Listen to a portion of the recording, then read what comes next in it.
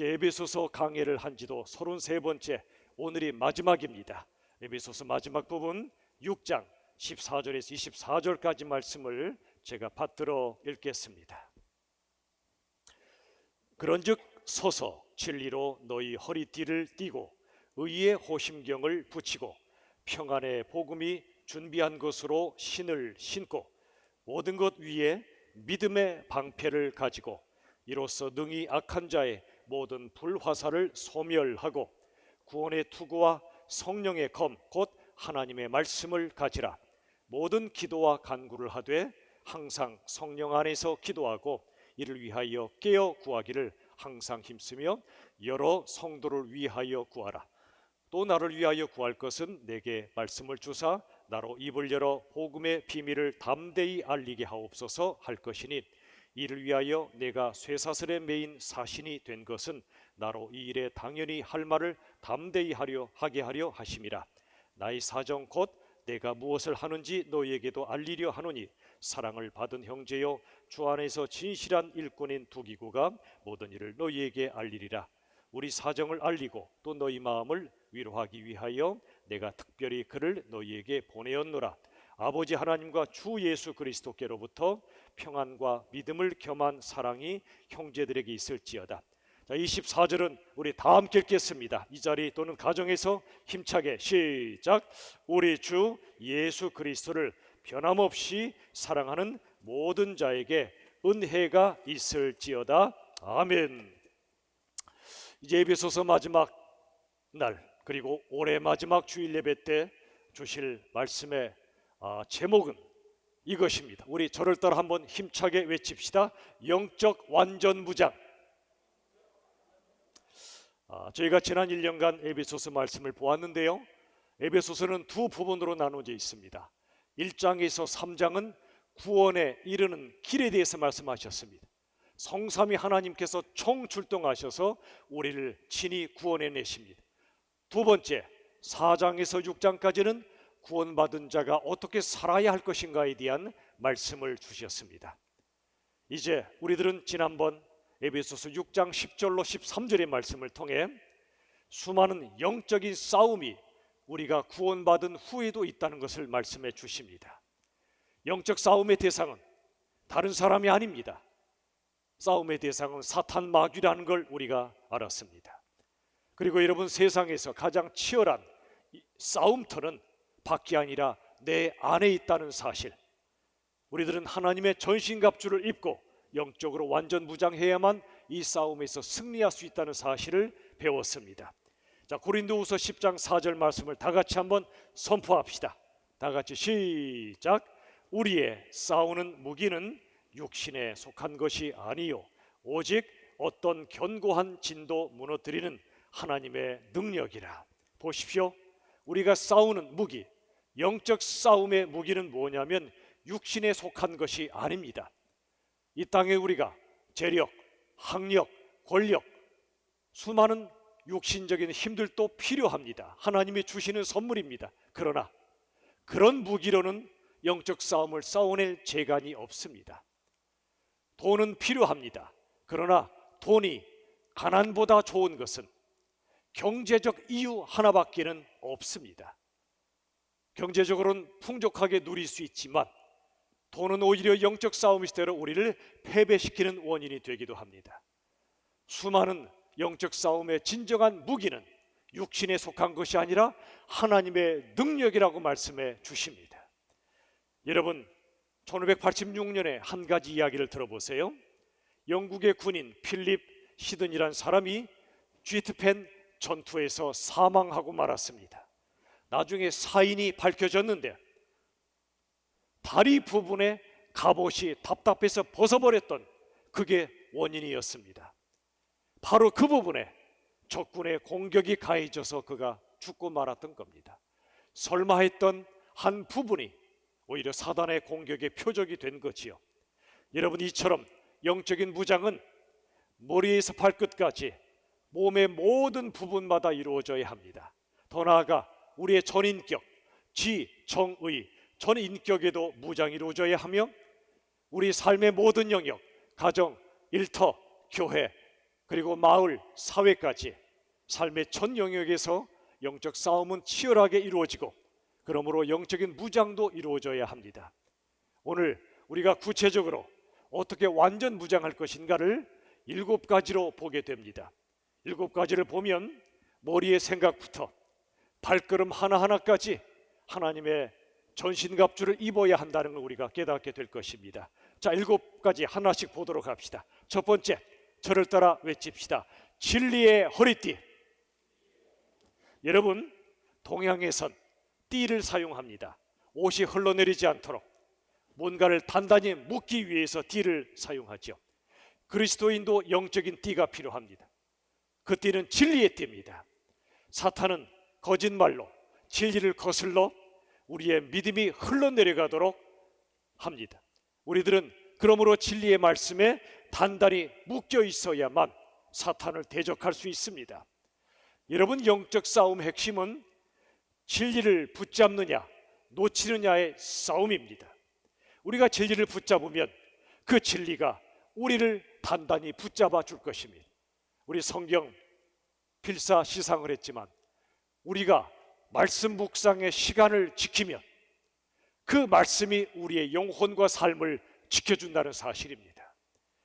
여러분, 우리가 진리를 붙잡아야만 진리가 우리를 붙잡아 준다는 걸 하나 예를 들어 보겠습니다. 여러분, 이 말이 맞나 틀린가 보세요. 제가 말씀드리는 이 내용이 진리인가 아닌가 한번 분별해 보십시오. 우리가 하나님의 사랑을 받으려면 열심히 노력해서 완벽해져야 한다. 진리입니까? 진리가 아닙니까? 진리가 아닙니다. 진리처럼 보이죠. 열심히 노력해야 합니다. 힘을 다해 수고해야 합니다. 맞아요. 그리고 우리가 온전한 데를 향해 나아가야 합니다. 맞아요. 그런데 처음에 뭐라고 그랬어요? 우리가 하나님의 사랑을 받기 위해 열심히 내가 노력해서 완벽해져야 한다? 이건 거짓입니다. 만약 내 노력으로 내가 완벽해짐으로 하나님의 사랑을 받을 수 있다면, 그게 진리라면 누구도 거기에 이를 수가 없습니다. 여러분, 하나님은요, 우리가 노력해서 완벽해져야만 사랑하시는 분이 아니고요, 우리의 존재 자체를 사랑하십니다. 우리 부모님들, 우리 자식을 사랑할 때 성적이 1등 먹어야 사랑하는 거 아니잖아요. 심지어 자식이 부모의 말씀에 순종해야만 사랑하는 것도 아니에요. 자식이 순종하면 기쁨으로 사랑하고, 때로 불순종하면 슬픔으로 사랑합니다. 기쁨과 슬픔의 차이가 있을 뿐 사랑은 똑같아요. 말 안 들어도 아픔으로 사랑하잖아요. 아까도 우리 세 자녀가 연주했는데 얼마나 이쁩니까? 그죠? 여러분의 속으로 안 났다고 안 이뻐하실 겁니까? 이뻐요, 안 이뻐요? 이쁘잖아요. 남의 자식이 아니라 우리 모두의 자식들이잖아요. 여러분, 이처럼 하나님은 존재 자체를 사랑하세요. 아까 멋지게 연주했지만 틀리지 않고 연주해야만 사랑하는 게 아니에요. 존재 자체가 얼마나 이뻐요. 이게 하나님의 마음이에요. 그러므로 여러분, 우리가 하나님의 사랑을 받기 위해 내 노력으로 완벽해야만 사랑할 수 있다, 이건 사탄의 거짓말입니다. 이런 진리는 우리를 자유케 하지 못합니다. 참된 진리가 우리를 자유케 합니다. 자, 또 하나, 이 말이 맞나 틀리나 보세요. 사탄이 우리에게 유혹하는 말인데, 우리가 자유하기 위해서는 하나님으로부터도 독립해야 된다. 맞아요, 틀려요? 거짓입니다. 하나님으로부터 독립해라, 이게 선악과를 따먹었던 아담과 하와에게 사단이 유혹했던 말이에요. 네가 하나님으로부터 독립해야 하나님처럼 될 수 있어. 그러나 에밀 브루너라는 사람을 통해 주신 이야기처럼 진정한 자유는 하나님과 연결된 자유입니다. 하나님과 연결되지 않고 끊어진 자유는 끈떨어진 연처럼 추락하고 맙니다. 연, 주인의 손에 줄로 연결되어 있어야만 그 연은 하늘을 자유롭게 날아갈 수가 있어요. 다닐 수가 있어요. 여러분, 물고기는 언제 바다를 보죠? 물고기가 바다를 보는 때는 물 밖에 나왔을 때만 바다를 봅니다. 어느 물고기가 바다가 나를 가둔다고 착각하고 그 바다에서 자유하고 싶어서 바다를 떠났어요. 그 순간 죽어갑니다. 바다를 바라보며 바다 속이 내게는 자유였고 그게 생명이었음을 깨닫습니다. 그 눈을 껌뻑껌뻑거리다가 바다를 보긴 보았지만 그는 죽고 말지 않겠습니까? 마찬가지입니다. 우리가 하나님 안에 있는 것, 예수님 안에 있는 것은 우리를 속박하는 것이 아닙니다. 하나님과 연결된 자유, 하나님 안에 있을 때 우리는 진정한 자유를 누리게 되는 겁니다. 진리의 허리띠를 매라. 이것은 참된 진리를 깨닫고 진리를 붙잡을 때 우리들은 사단의 속임수에 거짓말에 속지 않고 진리 안에서 자유케 된다는 걸 믿으시기를 바랍니다. 두 번째, 저를 따라 합시다. 의의 호심경. 호심경 말이 좀 어렵죠? 호심경이 뭐냐면 병사의 목에서 허벅다리 윗부분까지 가려주는, 그래서 내장의 장기들을 보호해주는 그런 것입니다. 의의 호심경, 의의 가슴바지라 할 수도 있습니다. 무슨 뜻이 있을까요? 우리가 예수님을 믿으면 하나님께서는 예수님의 의를 우리에게 부어주십니다. 우리를 의롭다 선언해 주십니다. 자기 의로 내가 의로워져서 하나님의 자녀 되는 사람은 아무도 없습니다. 여러분, 왜 의의 호심경이라 불렀을까요? 예수님께서 십자가에 죽으심으로 우리의 죄값을 다 갚으셨고 죄를 씻어주셨고 죄의 문제를 해결해 주셨습니다. 우리가 죄인됨을 고백하며 내가 나를 구원할 수 없음을 인정하며 나 위에 죽으신 예수님이 바로 나의 의가 되심을 믿을 때 그리스도의 의가 우리에게 부어지는 거예요. 한번 우리를 의롭다 하시면 하나님의 자녀란 영광스러운 신분은 절대로 취소되지 않습니다. 영원합니다. 사탄은 속여요. 너 봐, 네 꼴 좀 봐. 죄치잖아. 네 허물이 많잖아. 너는 구원받지 못했어. 사단이 이렇게 유혹할 때 이렇게 우리는 담대히 외쳐야 됩니다. 의의 호심경. 하나님이 나를 구원하셨음을 나는 믿어. 예수님의 의가 내게 부어졌음을 나는 믿어. 나는 이제 의인이야. 비록 내 상태는 부족하지만 내 신분은 확실한 의인이야. 여러분, 신분과 상태를 구별하셔야 됩니다. 우린 예수 믿어 하나님의 자녀라 신분을 얻었어요. 그 신분은 절대로 취소되지 않아요. 다만 우리의 상태는 여전히 부족할 뿐이에요. 아직도 생각과 말과 행동으로 죄를 지쳐 우리는 매일 회개하는 것입니다. 지난번 말씀드렸죠? 예수님은 우리를 오라고 초청하실 때 죄를 해결하고 오라고 하지 않으세요. 죄를 회개하고 오라고 하실 뿐이에요. 매일 우리는 회개하는 것입니다. 그러나 우리의 신분은 절대 변하지 않아요. 우리의 상태가 부족하기에 성화의 과정, 점점 더 예수님을 닮아가는 성화의 과정을 회개를 통해 이루어가는 것입니다. 여러분, 그러므로 이제 사탄이 우리의 죄를 들추어서 고소하고 고발하려고 할 때 의의 호심경이 우리를 걷더니 막아내 주는 것입니다. 또 한 가지, 여러분, 의의 호심경은 우리의 가슴을 보호해 주는 건데 이것은 우리의 감정을 보호해 주는 뜻도 담겨져 있습니다. 어떤 감정일까요? 자책감과 죄책감의 감정입니다. 사탄이 우리에게 너 죄인이잖아, 자책하게 만들어요.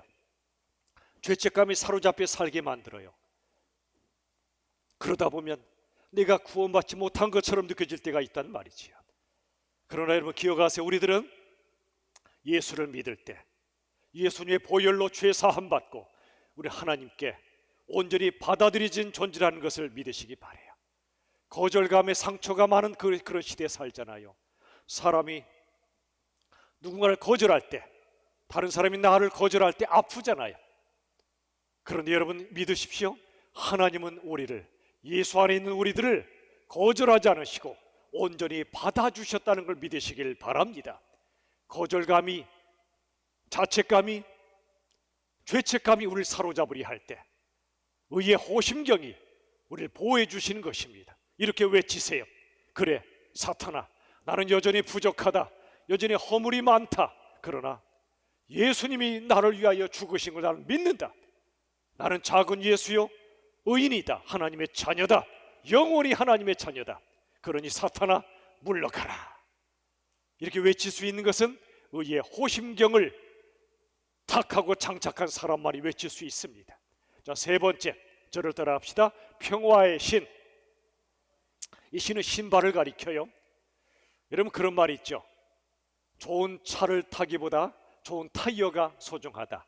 좋은 옷을 입기보다 오히려 신발을 잘 신어라. 그런 말이 있죠. 여러분, 로마 군인들은요, 안전하고 신속하게 이동하기 위해서 징을 박은 신을 신고 다녔다고 그래요. 왜죠? 싸우다가 발을 헛디디기라도 하면 무너지잖아요. 넘어지잖아요.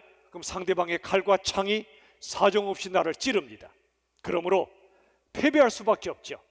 하지만 신을 튼튼히 신고 든든히 서 있으면 어떤 대적도 거뜬히 이겨낼 수 있습니다. 요즘은 이 프로 권투가 시들해졌죠. 우리 젊은 분들은 잘 모를 수 있는데요, 옛날에 홍수환, 엄마나 챔피언 먹어서 외쳤던 홍수환, 또 그 외에도 멋진 세계 챔피언들이 있었죠.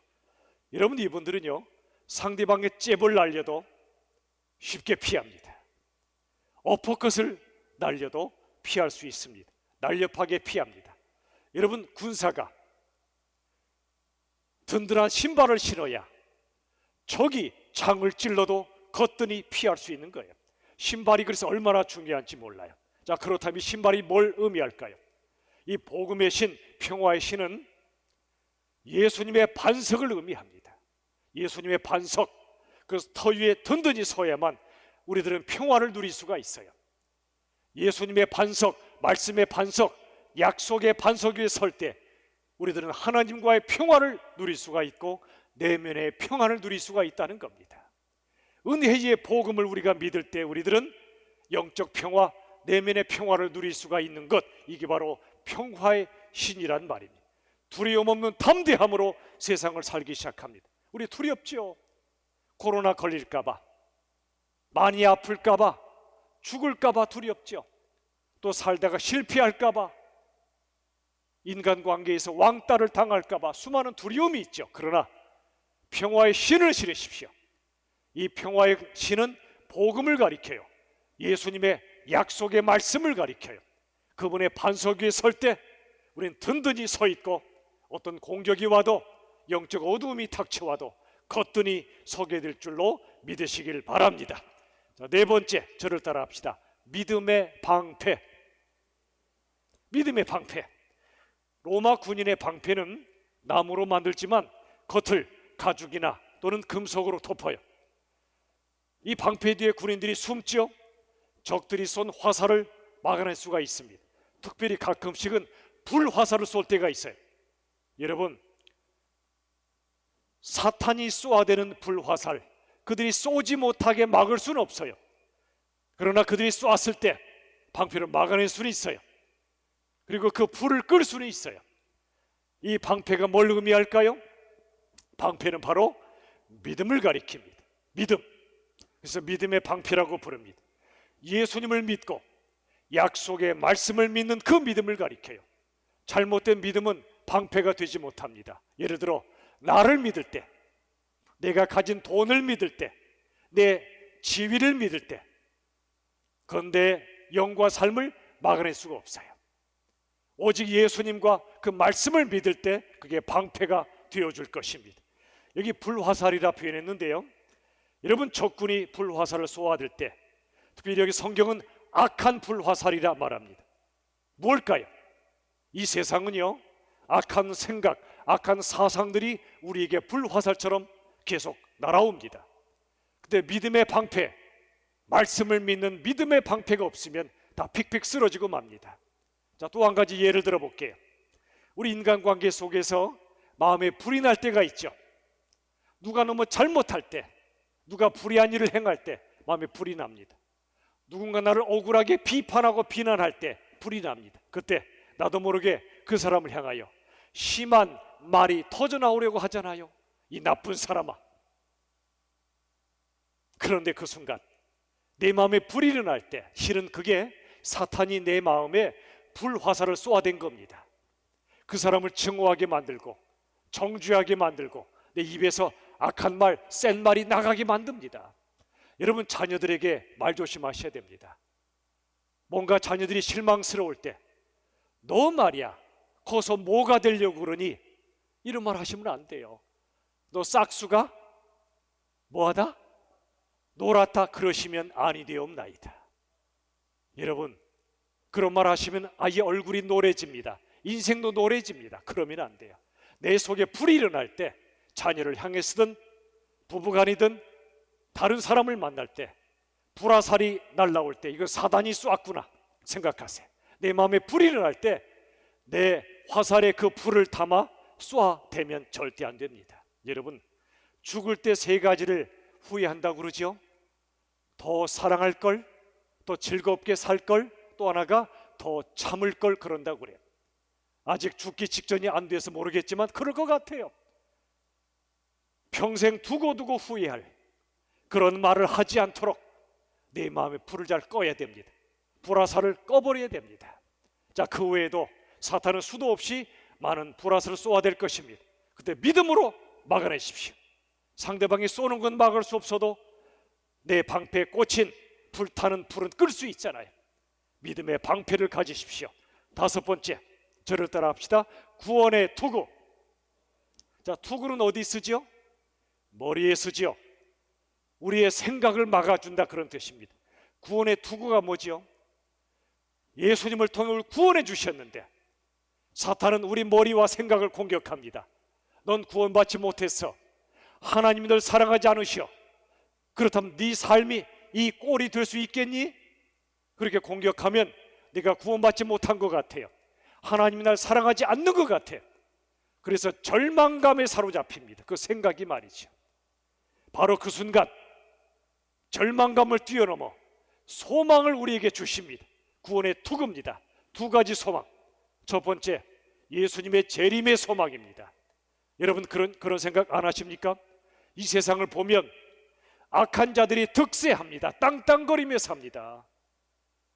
예수 믿는 사람들, 또 의인이 고난받을 때가 있어요. 그때 절망감이 밀려오잖아요. 내가 뭐하러 예수 믿지? 옆집의 사람, 예수 안 믿어도 돈 잘 벌더라, 예수 안 믿어도 좋은 대학 가더라, 예수 안 믿어도 좋은 집 좋은 차 타고 살더라. 근데 나 예수 믿는데, 정직하게 살려고 하는데 왜 나 이렇게 힘들지 사는 게? 절망감이 밀려와요. 그래서 하나님 우리의 생각을 구원의 투구로 막아주신다는 뜻이에요. 재림의 소망이 뭐지요? 지금 악인이 득세하고 의인이 고난받아도 예수님이 재림하실 때까지입니다. 그때 하나님이 최종 심판을 하실 것입니다. 하나님 없이 떵떵거리던 악인들은 지옥의 구렁텅이로 빠질 것입니다. 우리는 그들이 지옥으로 떨어지지 않도록 그들을 부러워할 것이 아니라 불쌍히 여기며 전도해야 됩니다. 전도해야 됩니다. 예수님의 복음을 전해줘야 됩니다. 가장 불쌍한 인생은 돈밖에 없는 인생이요, 가장 불쌍한 인생은 예수 없이 성공한 사람이에요. 얼마나 자기를 믿겠습니까? 하나님 안 믿잖아요. 불쌍한 인생들입니다. 예수의 재림의 소망이 있는 사람은 현실의 고난 때문에 절망하지 않습니다. 심판의 때가 있음을 알기 때문에. 또 한 가지, 부활의 소망이죠. 예수님 다시 오시고 우리의 썩어질 육신이 부활할 때 영광의 몸으로 바뀌며 우리의 눈물을 보석처럼 진주처럼 바꾸시고 우리의 상처가 별이 되게 하시는, 우리의 고난이 영광이 되게 하시는 부활의 소망이 있는 사람은 현실의 절망이 밀려올 때 내 생각, 절망으로 빠져들어가는 생각을 지켜주십니다. 이게 구원의 투구예요. 시편 43편 5절 다 같이 읽겠습니다. 시작. 내 영혼아, 네가 어찌하여 낙심하며 불안해하는가? 너는 하나님께 소망을 두라. 그가 나타나 도우심으로 말미암아 내 하나님을 여전히 찬송하리로다. 하나님께 소망을 두십시오. 자, 여섯 번째, 저를 따라 외칩시다. 성령의 검. 성령의 검은 이 말씀에 보면 하나님의 말씀을 가리켜요.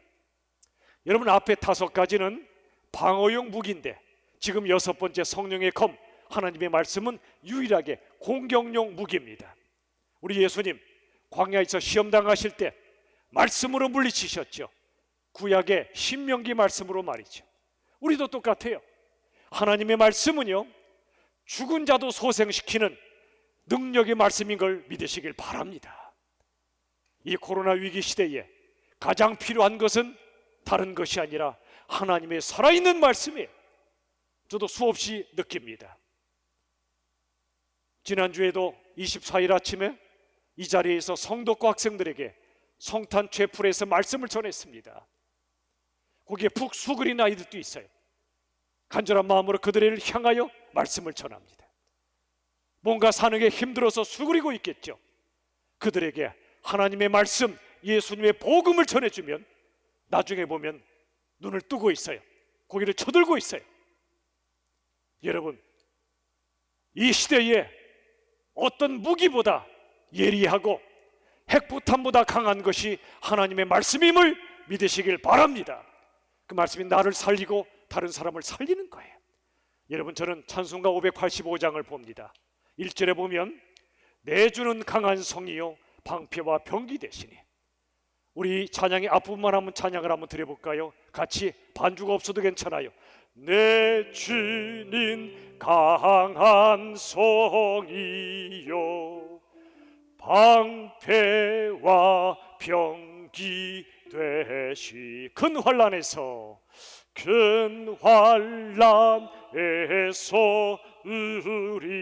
우리를 구하여 내시리로다. 내주는 강한 성이심을 믿으십니까? 예수님 방패요 병기 되시며 어떤 그 환난이라고 구해내시는 우리 주님이심을 믿으시길 바랍니다. 마지막 7번째, 저를 따라 합시다. 기도의 갑옷. 여러분, 기도의 갑옷을 무장하고 있습니까? 에베소 6장 18절 보세요. 모든 기도와 간구 그랬습니다. 모든 기도와 간구란 뜻은 균형 있는 기도를 말합니다. 모든 기도와 간구, 감사의 기도, 회개의 기도, 간구의 기도, 묵상의 기도, 수많은 기도가 균형 잡혀 있어야 된다는 겁니다. 감사의 기도를 얼마나 드리셨습니까? 회개의 기도를, 또 간구의 기도를, 깊은 묵상의 기도를, 마지막에 나올 중보의 기도까지 18절의 마지막을 보세요. 여러 성도를 위해 기도하라 그랬습니다. 중보의 기도예요. 나만을 위해 기도하지 않고 누군가 위해 기도하는 거예요. 여러분, 중보 기도는 누군가를 위한 최고의 선물이며 최고의 도움이에요. 내가 줄 게 없어도 그분을 위해 중보하여 기도하시면 하나님이 주신다는 말씀이에요. 더 나아가 선교지 땅 끝까지 주의 나라가 이 땅에 임하길 기도해 주세요.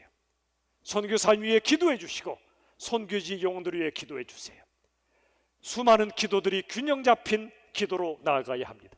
자, 18절 중반절에 보세요. 항상 기도하라고 말씀하세요. 항상은 생활화된 기도를 말합니다. 일상 속에서 드려지는 기도를 말합니다. 쉬지 말고 기도하라, 이 뜻은 숨 쉬듯이 기도하라는 거예요. 숨 쉬어야 몸이 살듯이 기도해야 영이 삽니다. 영이 살아야 인생이 살아있는 거예요. 자, 그 다음 성령 안에서 기도하라 말씀하시죠. 성령 안에서 기도하라 무슨 뜻입니까? 성령 충만을 받아 기도하라는 뜻입니다. 여러분, 하나님의 말씀도 성령의 검이지만 기도는 성령의 능력이 임하는 통로임을 믿으시기를 바랍니다. 자, 18절 하반절에 깨어 구하라고 말씀합니다. 깨어 구하라. 각성의 기도입니다. 영적으로 잠들지 말고 영적으로 깨어 기도하라고 말씀하십니다. 여러분, 유대인들은요, 눈 감고 기도도 하지만 눈을 뜨고 기도할 때가 많아요. 하늘을 향해 손을 들고 눈을 뜨고 기도합니다. 왜 그렇죠? 기도의 본질은 눈을 감는 게 아니라 눈을 뜨는 데 있습니다. 집중하기 위해 눈 감고 기도해도 좋아요. 그러나 때로 눈을 뜨고 기도하세요. 하나님을 향하여 내 눈을 열어달라고 말이죠. 영적인 눈을 말이죠. 깨어 눈을 뜨고 기도합시다. 기도의 갑옷을 입어야 우리들은 승리할 수 있어요. 자, 찬송가 352장 3절을 보시면 하반절에 복음의 갑주 입고 늘 기도하라고 말씀합니다. 자, 여러분 3절만 한번 십자가 군병들아 한번 찬양할까요? 십자가 군병들아 주 위에 일어나 내 힘이 부족하니 주 권능 믿으 복음의 갑주 입고 복음의 갑주 입고 늘 기도하면서 너 맡은 자리에서 충성을 다하라. 이 가사처럼 십자가 군병들은 복음의 갑주를 입습니다. 늘 기도합니다. 지금부터라도 기도의 무릎을 꿇읍시다. 간절히 기도하며 기도의 갑옷을 입고 사단의 공격을 막아내고 돌파하는 승리의 사람들이 되시기를 주님의 이름으로 축원합니다. 말씀을 맺겠습니다. 에베소서 6장 23절의 말씀을 보세요. 아버지 하나님과 주 예수 그리스도께로부터 평안과, 첫 번째가 평안, 두 번째 믿음을 겸한 사랑이 형제들에게 있을지어다. 여러분, 영적 완전 무장으로 영적 싸움에서 승리한 사람은 두 가지를 누려요. 평안 그리고 사랑입니다. 하나님과의 평화, 내적인 평안, 평화. 두 번째는 사랑, 하나님을, 나를, 이웃을. 영적으로 완전 무장하며 영적 싸움에서 승리하시고 하나님이 주시는 평안과 사랑을 누리시며 말씀과 기도의 갑옷을 입고 영적으로 완전 무장하여 새해 영적 싸움에서 승리하는 하나님의 군대가 되시기를 우리 주 예수님의 이름으로 축원합니다. 이 시간에 여러분 핵심 메시지를 선포합시다. 첫 번째, 다 같이 선포할 때 시작. 삶의 모든 영역에는 영적인 싸움이 있습니다. 두 번째, 영적 완전 무장이 영적 싸움에서 승리하는 길이다. 세 번째, 영적 싸움에서 승리한 결과는 평안과 사랑이다.